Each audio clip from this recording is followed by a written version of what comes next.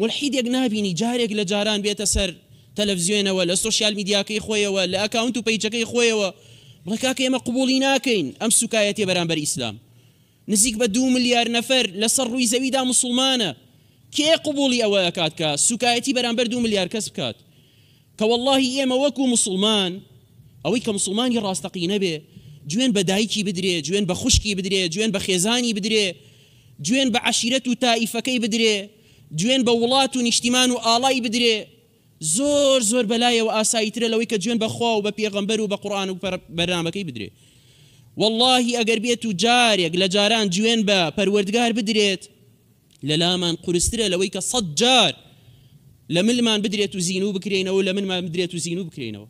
هێشتا ئەوەی کە مردن و کوشتن 100 جارەکە بە ناڕەحەتترین شێواز لەسەر دڵمان ئاساییترە، واللهی لەسەر دڵمان ئاساییترە. کاتێک کە سوکایەتی بە رەب العالەمین ئەکرێ، جوێنێکی خراپ و نەشیا و بەرامبەر خواکەمان ئەدرێت، کاتێک سوکایەتی بەرامبەر پێشەواکەمان ئەکرێت، کاتێک بە بەرچاومانەوە قورئانەکە و کەلامەکەی رەب العالەمین ئەسووتێنرێت، واللهی لەسەر دڵمان زۆر زۆر قورسترە لەوەی کە 100 جار ڕۆحمان تێ بکرێ و ڕۆحەکەمان لێ بسەنرێتەوە بە ناڕەحەتترین شێواز. بۆیە برا عەزیزەکانم، منافقێتی ئەمانەتان بۆ دەربکەوێ.